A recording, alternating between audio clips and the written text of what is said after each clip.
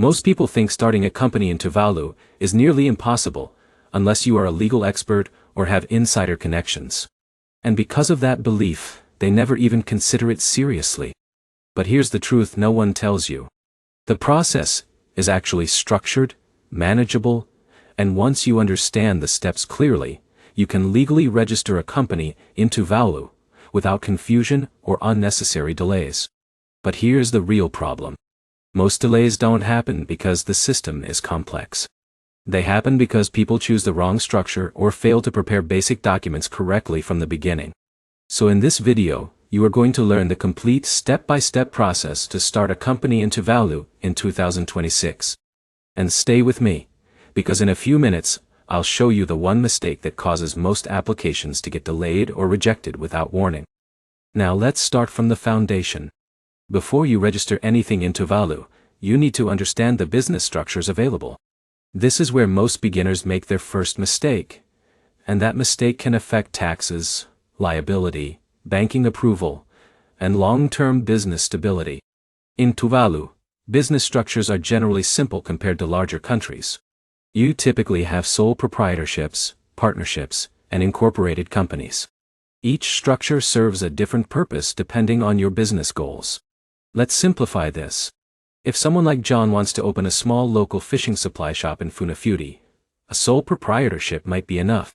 It is simple, fast, and low cost. But here's the downside. There is no separation between personal and business liability. If the business owes money, John is personally responsible. Now imagine someone like Alex, who wants to build an online business, serve international clients, or operate a scalable company. In that case, an incorporated company makes more sense because it separates personal assets from business risk and improves credibility when dealing with banks or partners. Now here's where it gets interesting.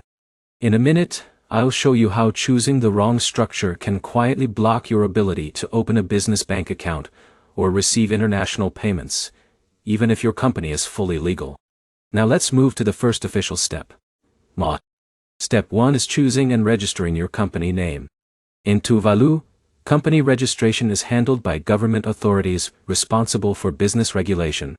Your company name must be unique and cannot be identical or confusingly similar to an existing registered entity. So the process begins with a name search. You submit your proposed name, and the registry checks availability. If approved, the name is reserved while you complete incorporation. Now here's a mistake many beginners make. They rush this step and choose names that sound creative, but are not practical for long-term business use. For example, names that are too generic or hard to verify can create problems later when dealing with banks or international clients.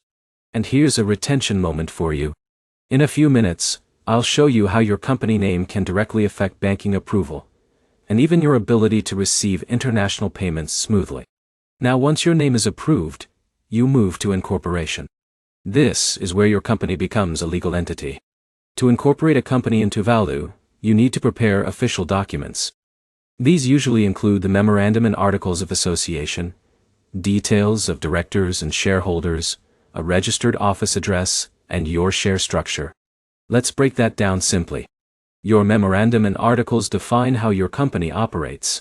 It includes your business purpose, internal rules, and governance structure. Your directors are the individuals responsible for managing the company. This can be one person or multiple people depending on your setup. Your shareholders are the owners of the company. If you own everything, you are the sole shareholder. Your registered office is the official address where legal documents and government correspondence are sent.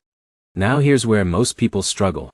They assume incorporation requires complex legal drafting or expensive consultants.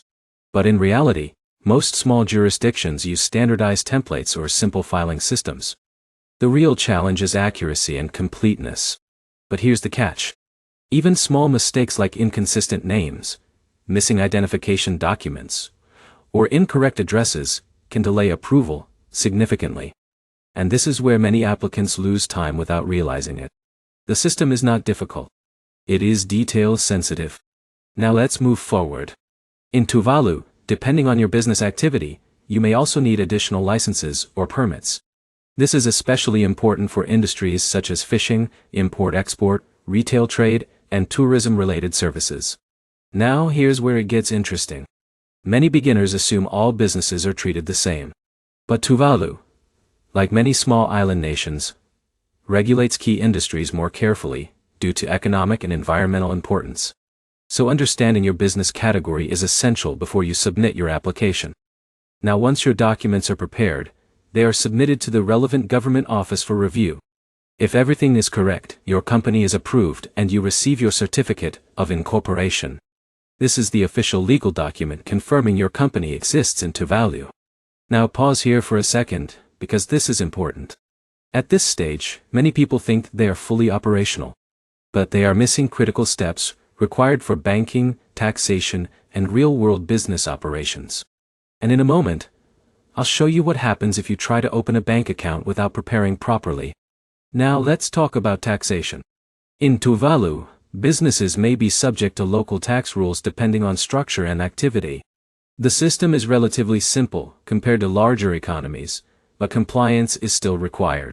Now here's where beginners get confused. They assume small island economies mean zero tax obligations. That is not accurate.